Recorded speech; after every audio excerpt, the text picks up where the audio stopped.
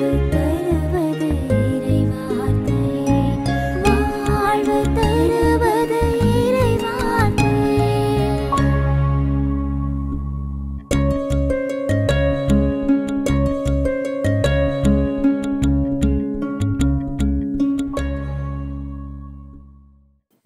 வாழும் மாதா தொலைக்காட்சியின் அன்பர்களே, உங்கள் அனைவரையும் வாழ்வு தரும் இறைவார்த்தை என்னும் நிகழ்ச்சிக்கு தந்தையர்கள் நாங்கள் மிகுந்த அன்புடன் வருக என்று வரவேற்கின்றோம். அன்புமிக்கவர்களே, இன்று ஆண்டின் பொதுக்காலமாக இருந்தாலும் நம் ஆண்டவர் இயேசுனுடைய திருச்சிலுவையின் மாட்சி விழா வருகின்ற காரணத்தினால் இந்த ஞாயிறு திருச்சிலுவையின் மாட்சி விழா என்றே கொண்டாடப்படுகிறது. ஆகவே இந்த விழாவுக்குரிய வாசகங்களின் செய்திகளை, சிந்தனைகளை நாம் இப்பொழுது கலந்துரையாடலாம். எதற்காக தாய் திருவை செப்டம்பர் 14 திருச்சிலுவையின் மாட்சி விழாவை கொண்டாடுகின்றது? இதற்கு அருமையான 3 முக்கியமான காரணங்கள் சொல்லலாம். ஒன்று, பேரரசர் கான்ஸ்டன்டைன் அவங்களுடைய அம்மா ஹெலேனா திருச்சிலுவையை தேடினார்கள். அதை கண்டுபிடித்தவுடன் அந்த கண்டுபிடித்த நாள் 13 செப்டம்பர் 326 ஆண்டு. அந்த சிலுவையை, திரு சிலுவையை எருசலேம் நகர் ஆயரிடம் ஒப்படைத்த நாள் 14 செப்டம்பர் 14, 326. ரெண்டாவது முக்கியமான காரணம் என்னன்னா, 13 செப்டம்பர் 335 ஆண்டு பேரரசர் கான்ஸ்டன்டைன் இயேசு இறந்த இடத்தில் அந்த திரு சிலுவையை நிறுவினார். மூன்றாவது முக்கியமான காரணம் என்னன்னா, அந்த பாரசீக பேரரசர் கோஸ்ரோ, 2ஆம் கோஸ்ரோ அந்த திரு சிலுவை அபகரித்து விட்டான். அதை எடுத்து வருவதற்காக பைசன்டைன் பேரரசர் ஹெராக்லஸ் அதை மீண்டும் அந்த எருசலேம் இடத்துக்கு கொண்டு போறப்ப அவர் போறாரு. அந்த புனித இடத்துக்கு போக முடியல அவரால். அந்த சிலுவையை அவர் தூக்கிட்டு அவரால் போக முடியல. அந்த நேரத்தில் ஜக்கரியா என்ற அந்த எருசலேம் நகரத்து பேட்ரியார்க் அவர் சொல்றாரு, டேக் கேர் ஓ எம்பரர், பேரரசரே பத்திரமா எடுத்துட்டு போ, உன்னால் எடுத்துட்டு போக முடியாது, ஏன்னா நீ அரச உடையை தரித்திருக்கிறாய். எப்போ நீ ஏழ்மை நிலையில் இருக்கிறாயோ, ஏன்னா அந்த திருச்சிலுவை என்பது ஏழ்மை நிலையை உணர்த்துகிறது, அப்போதான் உன்னால் எடுத்துட்டு போக முடியும்னு அந்த அரச உடையை களைந்து ஏழ்மை நிலையை தான் உடுத்தி கொண்டு அப்போதான் அந்த சிலுவை எடுத்து சென்றார். நற்செய்தி வாசகம் யோவான் நற்செய்தி 3ஆம் அதிகாரம் 13 முதல் 17 முடிய உள்ள வசனங்கள். சிலுவை கிறிஸ்தவத்தின் அடையாளமாய் விளங்குகிறது. நற்செய்தி நூல்களிலே நேரடியாகவும் மறைமுகமாகவும் சிலுவையின் மகத்துவத்தை அது பேசுகிறது. ஆனாலும் கூட உயர்த்தப்பட்ட சிலுவை என்பதை குறித்து ஆண்டவர் இயேசுடைய வார்த்தைகளிலே இருக்கின்ற ஒரு அழகான வாசகத்தை திரு அவை இன்றைக்கு நற்செய்தியாக தந்து நம்மை சிந்திக்க அழைக்கிறது. இதனுடைய பின்னணி செய்தியை நம்ம பார்த்தோம்னா, இயேசுவுக்கும் நிக்கோதேமுக்கும் நடக்கிற ஒரு உரையாடல். இந்த பகுதி ஒத்துமை நற்செய்திகளிலும் எடுத்தாளப்படுகிறது, ஆனால் இன்னொரு பெயர்ல. ஒன்று மத்திய நற்செய்தி, மார்க்கு நற்செய்தியில செல்வந்த இளைஞர் ஒருவர் வருவதாக காட்டப்படும். லூக்கா நற்செய்தியில ஒரு மறைநூல் அறிஞர். அடிப்படை என்னன்னா, நிலைவாழ்வு பெறுவதற்கு என்ன செய்யணும், அதான் கேள்வி. இந்த நிக்கோதேமுடைய முதல் கேள்வியில் அதான் தொக்கி நிற்குது. நீர் இவ்வளவு பெரிய வல்ல செயலியை செஞ்சிருக்கிறீர், நீர் கடவுளிடமிருந்து வராவிட்டால் நிச்சயமா இதெல்லாம் செய்ய முடியாது. அப்ப நான் அந்த கடவுளை அடைய விரும்புகிறேன். அப்ப அந்த கடவுளை அடைவதற்கு நான் என்ன பண்ணணும், அதாவது நிலைவாழ்வு பெறுவதற்கு என்ன பண்ணணும்? அதுக்கு பதிலாகத்தான் இயேசு சொல்வார், மறுபடியும் நீர் பிறக்க வேண்டும். அப்ப மறுபடியும் பிறக்கணும்னா என்னுடைய தாயினுடைய வயிற்றில் போய் நான் பிறக்கணுமா அப்படிங்கிற 2வது கேள்வியை போடுவார். அப்ப அவர் சொல்வாரு, நீர் பரிசேயர், உமக்கே தெரியல, தாயின் வயிற்றில் பிறக்கணும்னு அவசியமே இல்லை, நீ என்ன பண்ணணும், ஆவியால் பிறக்க வேண்டும் என்று 2ஆம் கேள்விக்கு பதில் சொல்வார். அப்ப ஆவியால் பிறக்க வேண்டும் என்றால் அது எப்படி நிகழும் என்று 3வது கேள்வியை நிக்கோதேமு எடுத்து சொல்வார். அந்த கேள்விக்கான பதிலாக அமைவதுதான் இன்றைய நற்செய்தியினுடைய அந்த வாசகங்கள். ஆண்டவர் இந்த சிலுவையில் உயர்த்தப்படுகின்ற பொழுதுதான் மனித குலம் மீட்படைகின்றது என்பதுதான் நம்முடைய கிறிஸ்தவ வாழ்வினுடைய அடிப்படையாக இருக்கிறது. சிலுவையினுடைய இன்னொரு சொற்பதம் நான் பார்க்குறோம்னா அது அன்புன்னு சொல்லலாம், அதுதான் கிறிஸ்தவத்தினுடைய வாழ்வுன்னு சொல்லலாம். இந்த கிறிஸ்தவத்தினுடைய அடையாளமாகிய சிலுவையினுடைய அந்த அமைப்பை பார்க்கின்ற பொழுது 2 மரத்துண்டுகள் இணைக்கப்பட்டது. அதில் ஒரு மரத்துண்டு நம்பிக்கை, இன்னொரு குறுக்கு மரத்துண்டு அன்பு என்கின்ற பார்வையில் பார்க்கின்ற பொழுது இன்னும் இந்த விழா அர்த்தமுள்ள ஒரு விழாவாக அமையும். மோசேயிடம் கடவுள் சொன்னது போல அந்த வெண்கல பாம்பை செஞ்சு உயர்த்துன்னு சொன்ன உடனே அவர் உயர்த்துறார். இப்போ மக்களுக்கெல்லாம் நம்ம வாசிக்கிற நமக்கு ஒரு எண்ணம் வரலாம், இது உயர்த்தப்பட்ட அந்த பாம்பா அவர்களுக்கு வாழ்வு கொடுத்தது என்று பார்க்கின்ற பொழுது இல்லை, கடவுளின் வார்த்தைக்கு கீழ்ப்படிந்து அந்த பாம்பை நோக்கியவர்கள் வாழ்வு பெற்றார்கள். அதே போல இங்கு கிறிஸ்து உயர்த்தப்பட்ட அந்த சிலுவையை நாம் விழாவாக கொண்டாடுகின்ற இந்த நாளிலே நம்முடைய வாழ்க்கையில் இன்பம் துன்பம் இரண்டும் கலந்தே இருக்கின்றதை நாம் பார்க்க முடிகிறது. அந்த துன்பம் வருகின்ற பொழுது அதை கடப்பதற்கு நமக்கு வழங்கப்பட்டிருக்கின்ற ஒரே கருவி இந்த சிலுவையாக மட்டும்தான் இருக்கிறது. இயேசு இந்த சிலுவையை கொண்டுதான் பாவத்தை கடந்து நமக்கு மீட்பை கொடுத்திருக்கிறார். தந்தையும் முதல்ல சொன்னது போல இந்த விழாவினுடைய அடிப்படையாக அந்த திருச்சிலுவை எப்படி அருளடையாளத்தினுடைய அடிப்படை என்பதையும் நாம் கற்றுக்கொள்வதற்கு இந்த விழா அழைக்கிறது. இயேசுவினுடைய விழாவிலிருந்து பொங்கி வழிந்த இரத்தமும் தண்ணீரும் தான் அருட்சாதனுடைய அடிப்படையை நாம் பார்க்கிறோம். அந்த அடிப்படை எங்கேருந்து ஊற்றெடுக்கிறது? இயேசுவினுடைய விழாவிலிருந்து. இயேசு அப்பொழுது எங்கு இருக்கிறார்? சிலுவையிலிருந்து. ஆக இந்த சிலுவையினுடைய விழாதான் நம்முடைய நம்பிக்கையின் இயேசுவினுடைய அன்பை கொண்டாடுகின்ற ஆகச்சிறந்த ஒரு விழாவாக நம் வாழ்க்கையிலே கடைபிடிப்பதற்கு கொண்டாடுவதற்கு திருச்சபை நம்மை அழைக்கிறது. அதாவது இங்கே பயன்படுத்துகிற இந்த வார்த்தை வந்து கிரேக்கத்திலிருந்து ஹிப்சோன். இந்த ஹிப்சோன் என்கிற வார்த்தை உயர்த்தப்படுதல் என்பதற்கு 2 இடங்களிலே யோவான் நற்செய்தி பயன்படுத்துகிறது. யோவான் நற்செய்தி 8ஆம் அதிகாரம் 28, அதே மாதிரி யோவான் நற்செய்தி 12ஆம் அதிகாரம் 32. அது 2 பொருட்களை சுட்டி காட்டுகிறது. ஒன்று மண்ணிலிருந்து உயர்த்தப்படுவது, அதாவது மானிட மகன் சிலுவையிலே உயர்த்தப்படுவது ஒரு பொருள். 2வது விண்ணேற்பை குறிக்கிறது. இந்த விண்ணேற்பை குறிப்பதுதான் 12ஆம் அதிகாரம் 32. சிலுவையிலே உயர்த்தப்படுவதை குறிப்பது 8ஆம் அதிகாரம் 28. ஆக இந்த உயர்த்தப்படுதல் இயேசுவினுடைய சிலுவையின் உயர்த்தப்படுகின்ற அந்த நிகழ்வையும் முன்னிலைப்படுத்துகிறது. அதே போல அவர் விண்ணுக்கு உயர்த்தப்படுவதையும் நம் முன்னாலே அது காட்சியாக அமைக்கிறது. 2 பேருமே அந்த இதில் மோசே, அதே நேரத்தில் இயேசு உயர்த்தப்படுதல், அது 2த்துக்குள்ள சொன்னீங்க. ஒரு சில நேரம் அந்த ஒப்புமையும் பார்க்க வேண்டும், வேறுபாடையும் பார்க்க வேண்டும். தந்தை அதை நல்லா துவங்கி விட்டார். அது ஒப்புமை என்னன்னா, பாவத்தின் காரணமாக மக்கள் சாவின் விளிம்பில் இருத்தல். பழைய ஏற்பாட்டிலையும் சரி, எண்ணிக்கை நூல்லையும் சரி, அதை நம்ம தெளிவாக பார்ப்போம். நம்ம இன்னைக்கு நம்ம பார்க்குற நற்செய்தி வாசகத்திலையும் சரி. 2வது கடவுள் மீட்பை அருளுதல், வெண்கல பாம்பா இருக்கட்டும் அல்லது மானிட மகன். இங்கே 3வது 2மே உயர்த்தப்படுதல். தந்தை அவர்கள் அழகாக அந்த கிரேக்க வார்த்தையை வச்சு சொன்னார், ஹிப்சோன் வார்த்தையை பற்றி. அடுத்தது பார்த்தல் அல்லது நம்புதல், அதுதான் மீட்பு கொடுக்கப்பட்டது. ஆனால் இதில் 2 முக்கியமான வேறுபாடுகள் தந்தை ஏற்கனவே அதை வந்து அடிக்கோடிட்டு காட்டினார். முதல் வேறுபாடு என்னன்னா, வெண்கல பாம்பு, அந்த வெண்கலம், அதுக்கு வந்துட்டு there is no power of saving by itself. அது வந்து மீட்பே கொடுக்க முடியாது, அதற்குரிய சக்தி கிடையவே கிடையாது. ஆனால் இயேசுவுக்கு அந்த சிலுவையில் கழுமரத்தில் தொங்கிய இயேசுவுக்கு மீட்பை கொடுக்கின்ற ஆற்றல் இருந்தது. அதான் முதல் வேறுபாடு. ஏன்னா அதனால தான் நாளடைவில் என்ன ஆயிடுச்சுன்னா, இது எருசலேம் தேவாலயத்தில் வச்சாங்க, இந்த மக்கள் அதையும் வழிபட தூபம் காட்ட ஆரம்பிச்சாங்க. எசேக்கியா அரசன் தான் அந்த வெண்கல பாம்பை உடை தெரிந்தான் சொல்லி 2 அரசர்கள் 18:4 நம்ம வாசிக்கிறோம். 2வது உதாரணம் வந்து அந்த வெண்கல பாம்பு உயர்த்தப்படுதலை பார்த்தல் மட்டும்தான் அவர்களுக்கு மீட்பை அருளும். ஆனால் அது என்னன்னா வந்துட்டு ஒரு குறிப்பிட்ட காலத்துக்கு மட்டும்தான், அவர்கள் இறந்து போவார்கள். ஆனா இதை பார்த்து நம்புகிறவர்களுக்கு தந்தவர்கள் சொன்னது போல நிலை வாழ்வு. ஏன்னா அந்த வார்த்தை ரொம்ப முக்கியம் யோவான் நற்செய்தியாளருக்கு. ஏன்னா ஒத்தமை நற்செய்தியிலே அந்த வார்த்தை வருது, யோவான் நற்செய்தியிலே அந்த வார்த்தை வருது. ஆனால் சின்ன சின்ன வேறுபாடுகள் இருக்குது. ஏன்னா அந்த கிரேக்க வார்த்தை பயன்படுத்தப்பட்டிருக்கிற கிரேக்க வார்த்தை ஐயோனியோஸ் என்ற வார்த்தை, நிலை வாழ்வு. ஒத்தமை நற்செய்தியில அது ஒரு வகையான எதிர்காலத்தை குறிக்கின்ற வார்த்தையா இருக்கும். மறுமையில் நிலை வாழ்வு, மறுமையில் நிலை வாழ்வு உங்களுக்கு இம்மையில் இல்லாமல் மறுமையில் உங்களுக்கு கிடைக்கும் அப்படின்றது. உதாரணத்துக்கு லூக்கா நற்செய்தி 18:30 படிக்கலாம். ஆனால் யோவான் நற்செய்தியை பார்க்கும் பொழுது நம்பிக்கை கொண்டோ நிலை வாழ்வு பெறுவர், அதாவது ரியலைஸ்ட் எஸ்கட்டாலஜி. அது என்னன்னா உணர்த்தப்பட்ட ஒரு நிலை வாழ்வு, இந்த பிரசன்ட் நிகழ்காலத்தை குறிப்பதாக இருக்கும். அதே நேரத்தில் எதிர்காலத்தையும் சார்ந்ததாக யோவான் நற்செய்தியாளர் தன்னுடைய 12ஆம் அதிகாரத்தில் குறிப்பார். அதனால் அந்த நிலை வாழ்வு என்பது ரொம்ப ரொம்ப முக்கியம். ஆனால் இந்த வேறுபாடுகள் நம்ம தெரிஞ்சுனா, அது வெண்கல பாம்புப்பா, அது வந்து ஒரு அடையாளம் தான். ஆனா வல்ல செயலை செய்தவர் கடவுள். இவன் வெறுமனே இறந்து கிடந்து படுத்து கிடந்து என்னை குணப்படுத்து நான் உயிர் பெற வேண்டும் என்று சொல்வதனால அவன் நிச்சயமாக உயிர் பெறப் போவதில்லை. இறைவன் உயிர் கொடுக்கக்கூடியவர் தான், வாழ்வு கொடுக்கக்கூடியவர் தான், நிலை வாழ்வு கொடுக்கக்கூடியவர் தான்.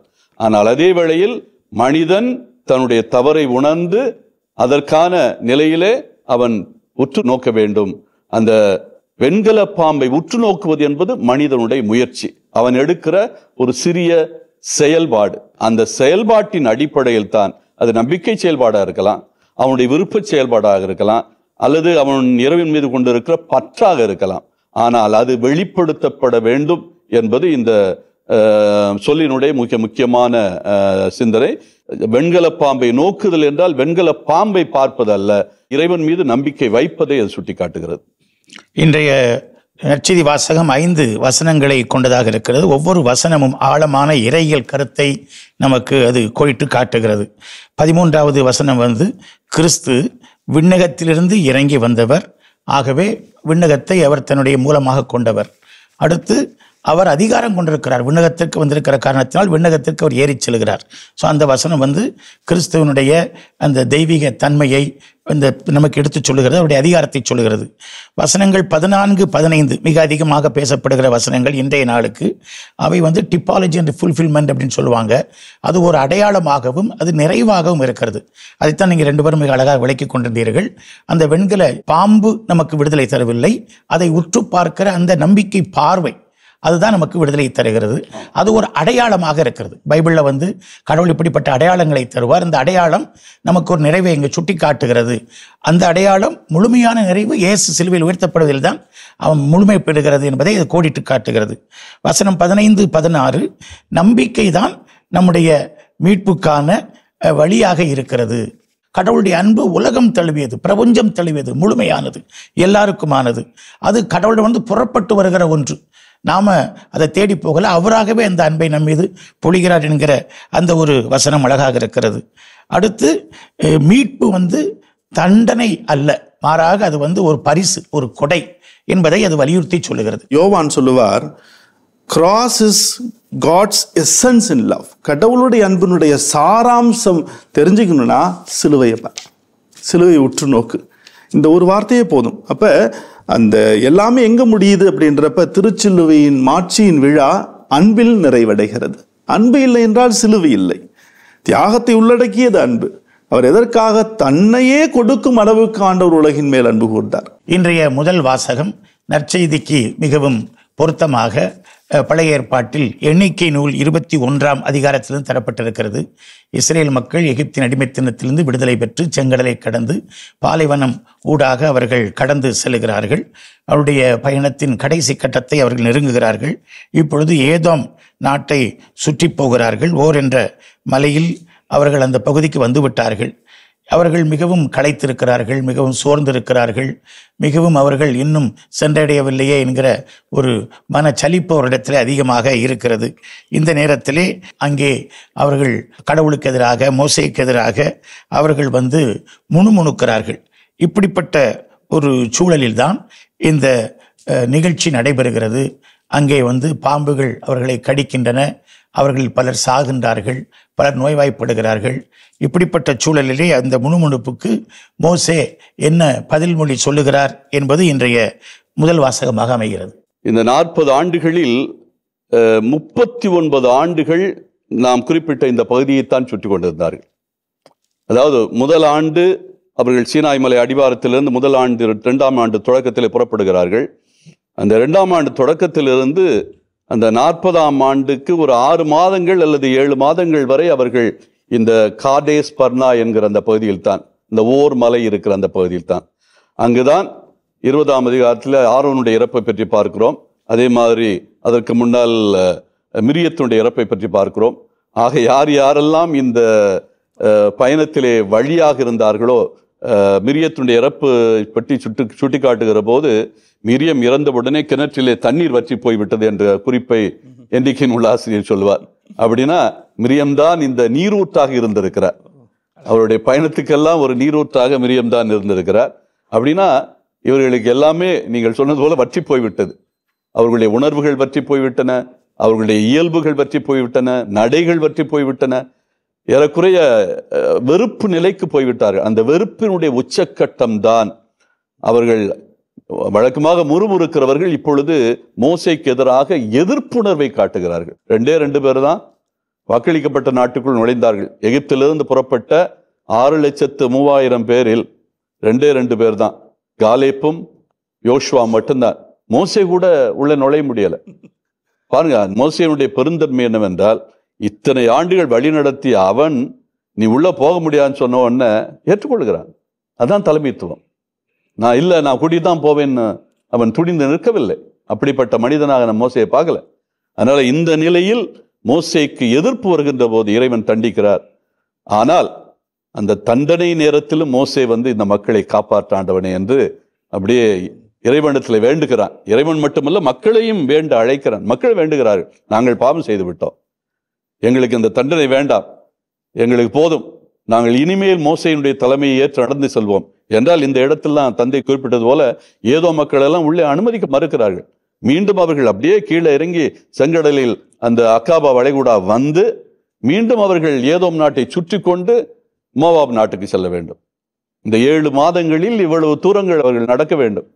எனவே இங்கே ஒரு குழப்பமான சூழ்நிலையில் இப்படிப்பட்ட எதிர்ப்பு வந்தவுடனேயே ஒரு இழப்பும் வருகிறது. அந்த இழப்பிலிருந்து விடுதலை கொடுப்பதுதான் இறைவன் மோசேக்கு சொல்லுகின்ற அந்த அறிவுரை. என்ன அறிவுரை என்றால், நீ கம்பை எடுத்துக்கொள், அதில் வெண்கல பாம்பை செய், அந்த வெண்கல பாம்பை கம்பிலே நீ சுற்று, தொங்கவிடு, அதை பார்க்கிறவர்கள் எல்லாரும் நிச்சயமாக குணம் பெறுவார்கள். சில நேரம் நம்ம யோசிக்கிறது இந்த இணைச்சட்ட நூல்லாம் படிக்கிறப்ப கடைசீட்டில் படிக்கிறப்ப ஆண்டவர் மலை உச்சியில் கூப்பிட்டு போயிட்டு பார்த்துக்கோப்பா, இதான் அந்த இல்லை நான் காட்டுற இடம், நீ வாக்களிக்கப்பட்ட நாடு, நீ பார்த்துக்கோ, போகமாட்ட அப்படி மோசைக்கு எப்படி இருந்து தெரியல. அம்மா நல்லா பிரியாணி செஞ்சுட்டு பரன் மேலே வச்சுட்டு பார்த்துக்கோ, அதான் பிரியாணி, நீ பார்த்துக்கோ, சாப்பிட மாட்டேன் அப்படின்ற மாதிரி தான் இருக்குது, பரிதாபமாக இருக்கிற நிலைமை. அதில் மோசை ஏற்றுக்கொள்ளுகிறார். ஏன் இருந்ததுன்னா, அந்த சீனாய் பாலைநில பகுதிகளில் குணமாக்கும் தெய்வம் ஒன்று வழிபடப்பட்டது. அந்த நேரத்தில் நன்றி அறிதலாக சில நேரம் என்ன பண்ணுவாங்களோ, அந்த வெண்கல பாம்புகளை செய்து உயர்த்துவார்களாம். இந்த எருசலேம் கோவிலிலும் ஏற்கனவே சொன்ன போல அந்த வெண்கல பாம்பு நினைவு சின்னமாக வைக்கப்பட்டது. அது எசேக்கியா உடைச்சாரு. அதனால என்ன கேள்வினா, பாம்பை பார்த்து எப்படி ஒரு குணமாக்குதல் பெற முடியும்? அந்த பார்த்தல் பற்றி நீங்க சொன்னீங்க, அது கிடையாதுப்பா, நம்பிக்கையோட பார்த்தல். என்னன்னா, எந்த பாம்பு சாவுக்கு காரணமா இருந்ததோ அந்த பாம்பின் வழியாக அதை ஒரு அடையாளமாக மாற்றக்கூடிய வல்லமை கடவுள்கிட்ட இருக்குது. எதை வேண்டுமானாலும் கடவுள் மாற்றுவார். அந்த வல்லமை, அதான் அந்த கழுமரம் என்பது சாதாரண ஒரு கழுமரம். கழுமரத்தில் தொங்கவிடப்பட்டவன் சபிக்கப்பட்டவன். அப்ப சபிக்கப்பட்ட கழுமரத்தில் எப்பொழுது இயேசுவின் ரத்தம் வார்க்கப்பட்டதோ அது மீட்பின் சின்னமாக மாறியது. எதெல்லாம் வேண்டான்னு நினைக்கிறையோ அதை தான் கடவுள் உயர்த்துவார். அதான் கொரிந்தியர் திருமுகத்தில் பவுல் அடிகளார் சொல்வார். அதை தான் நான் பார்க்கிறேன். அப்ப கடவுளுடைய மாட்சி உயர்த்தப்படுகின்றது. கடவுளுடைய ஆற்றல் அந்த சிலுவையின் வழியாக நமக்கு வெளிப்படப்படுகின்றது என்பதை உணர்த்துகின்ற வாசகமாகவும் இந்த வாசகத்தை பார்க்கலாம். பாம்பு பற்றி இன்னொரு செய்தி நம்ம அறிந்து கொள்ளலாம். தொடக்க நூல் பாம்பு நமக்கு தெரியும், ஏவாளையும் ஆதாமையும் தவறான வழியில் நடத்திய பாம்பு, இறைவனுடைய திட்டத்திற்கு புறம்பான வழியிலே அழைத்து சென்ற பாம்பு. அது இறைவனுக்கு எதிரான ஒரு செயல்பாடு. இறைவனுடைய யாவையினுடைய சிந்தனையை, அவருடைய செயல்பாட்டை, அவருடைய அந்த திட்டத்தை இவர்கள் புரிந்து கொள்ளாது மட்டுமல்ல, அதை உடைத்து போடுகிறார்கள். அதுதான் யாவைக்கு எதிரான எதிர்ப்பு நிலை. அந்த எதிர்ப்பு நிலையை உருவாக்கிய பாம்பு அலகை. இங்கே அதற்கடுத்து நாம பார்ப்பது எகிப்தில் அவர்களுடைய அடிமைத்தன வாழ்வு. அந்த அடிமைத்தன வாழ்விலே அவர்கள் துன்பத்தை அனுபவித்தது பார்வோனுடைய அந்த தலைமைத்துவத்தில். பார்வோனுடைய தலைமைத்துவம் என்பது அவனுடைய தலையில் இருக்கிற பாம்பு. அங்கு ஒரு பாம்பு இருக்கிறது.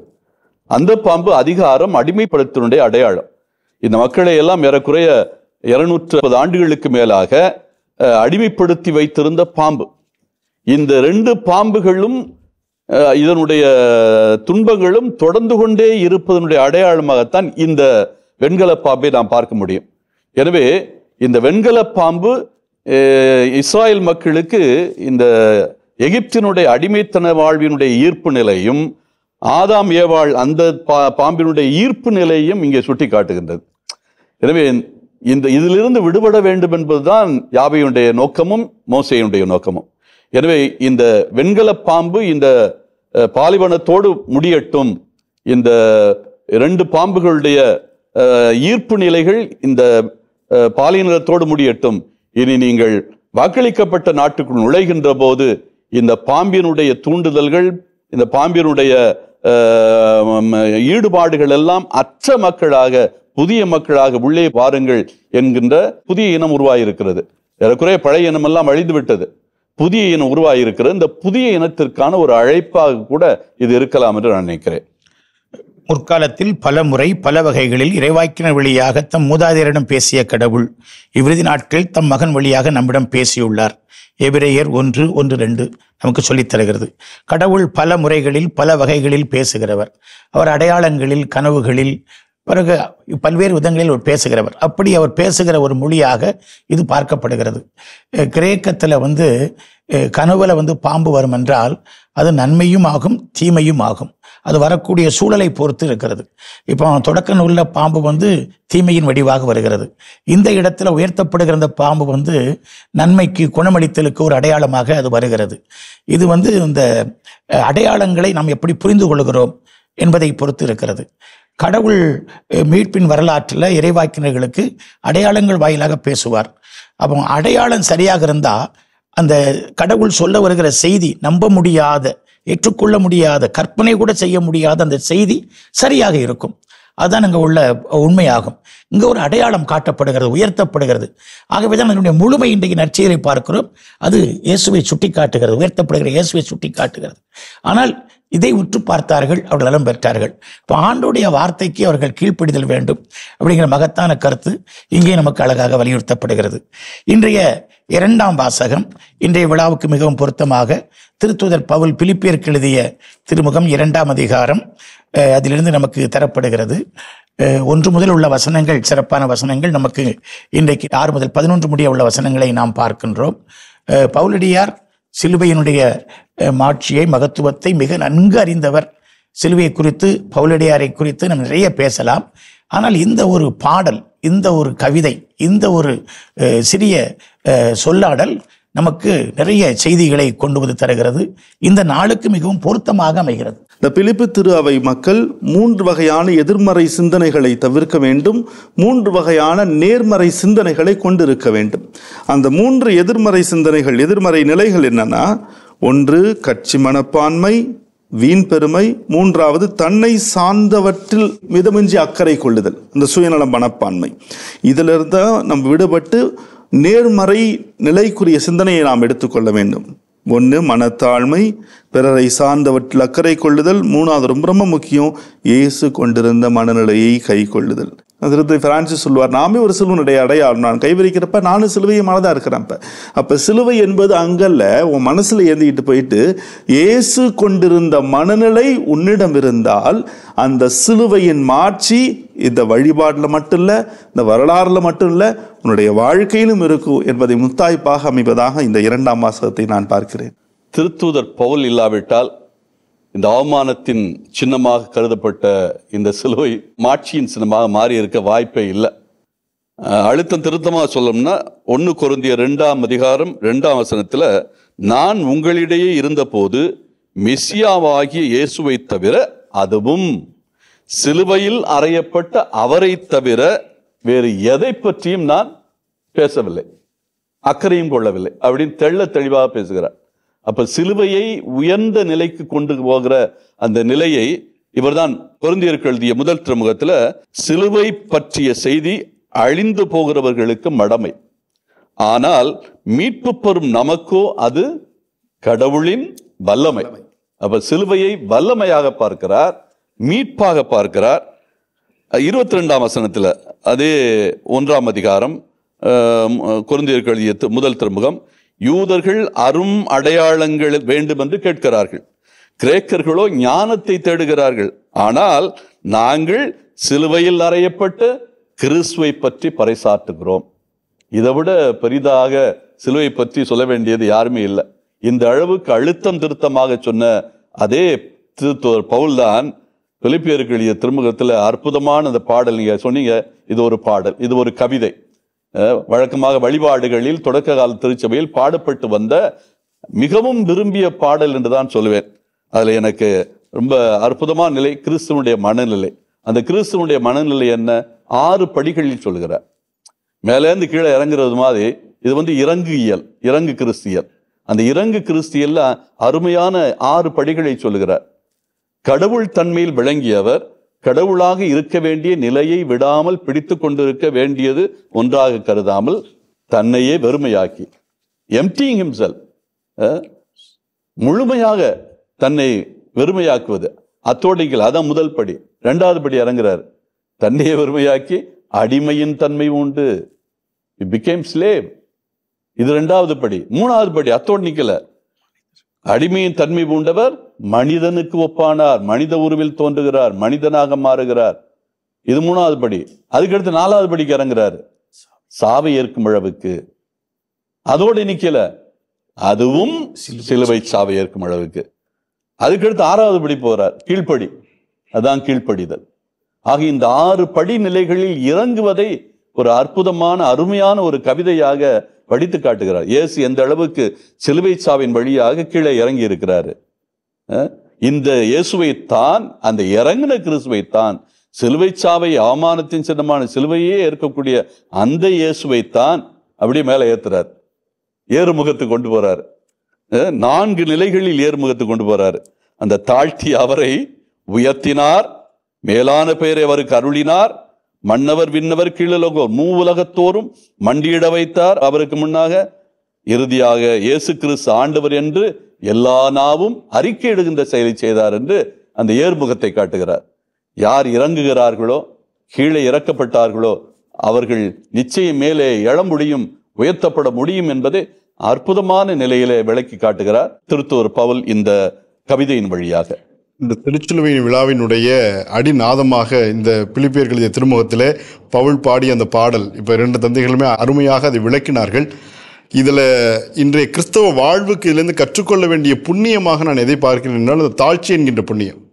தாழ்ச்சி என்கின்ற புண்ணியம்தான் மனித சமுதாயத்திலே, மனித விழுமியங்களிலே அனைத்திற்கும் தாயான விழுமியமாக தாழ்ச்சியை சொல்லுவார்கள். எனவே இந்த தாழ்ச்சி இன்றைய குடும்பங்களில் இல்லாதனால்தான் எத்தனையோ நீதிமன்றங்களிலும் வழக்காடு மன்றங்களிலும் நம்முடைய குடும்பங்கள் சென்று நின்று கொண்டிருப்பதை பார்க்கிறோம். இன்று சகோதர சகோதரிகளில் நீ பெரியவரா நான் பெரியவரா என்கின்ற மனநிலையில் எத்தனையோ பாகுபாடுகள், அதைவிட கௌரவ கொலைகள் நம் சமூகத்தில் நிகழ்ந்து கொண்டிருப்பதையும் நாம் இன்றைக்கு செய்தித்தாள்களிலும் படித்து கொண்டிருக்கிறோம். இது எல்லாவற்றிற்கும் காரணம், குறிப்பாக கிறிஸ்தவர்களாகி நாம் கற்றுக்கொள்ள வேண்டிய பாடம் இந்த விழாவிலிருந்து தாழ்ச்சி என்கின்ற புண்ணியம் நம்மை விட்டு அகலுகின்ற பொழுது நாம் சிலுவையின் மாட்சியை மறந்து விடுகிறோம், அதன் மகிமையை உணர தவறி விடுகிறோம். எனவே இந்த விழாவில் இந்த 2ஆம் வாசகத்தின் வழியாக பவுல் மிக அழகாக இயேசுவை உயர்த்துவது அந்த தாழ்ச்சி தான், அதை நாம் கடைபிடிக்கின்ற பொழுது நாம் உயர்த்தப்படுவோம் என்பதை நமக்கு சுட்டி காட்டுகிறார். திருச்சிலுவையின் மாட்சியை ஒரு வரைபடத்தைப் போல நாம் உயர்த்தி காண்பித்திருக்கிறோம். அதை பார்த்து ஆச்சரியப்படுவதற்கல்ல, மாறாக அங்கு தொங்குகிற கிறிஸ்துவனுடைய மனநிலையை நாம் நம்முடைய வாழ்க்கையில் கொண்டிருக்க வேண்டும் என்பதற்காக. அதை நாம் கொண்டிருக்கிற பொழுது நாம் நம்முடைய குடும்பத்திலே சிலுவையிலிருந்து படிப்பினைகளை கற்றுக்கொண்டு ஒருவரை ஒருவர் மன்னித்து மறந்து விட்டு கொடுத்து தாராளம் காட்டி நாம் வாழ்வோம். நம்முடைய சபைகளிலே நாம் பிரிவுகளை விரும்பாமல் நாம் ஒற்றுமையை, நாம் அனைவரும் இணைந்து வாழுகிற சூழலை நாம் விரும்புவோம். மேலும் நாமும் நம்முடைய வாழ்க்கையை பிறருக்கு கையளிக்க தாழ்ச்சி நிறைந்த உள்ளத்தோடு தயாராக இருப்போம். அப்படி இந்த சிலுவையின் பாடங்கள் நமக்கு படிப்பினை ஆகட்டும். வசனம் சொல்வதைப் போல கிறிஸ்து இயேசு கொண்டிருந்த மனநிலையே இந்த விழாவில் நமதாகட்டும். அன்புமிக்கவர்களே, வாழ்வு தரும் இறை வார்த்தை என்னும் நிகழ்ச்சி இத்துடன் நிறைவுக்கு வருகிறது. மீண்டும் அடுத்த நிகழ்ச்சியில் உங்களை சந்திக்கும் வரை உங்களிடமிருந்து விடைபெறுகிறோம். இயேசுவுக்கு புகழ், இயேசுவுக்கு நன்றி, மரியே வாழ்க.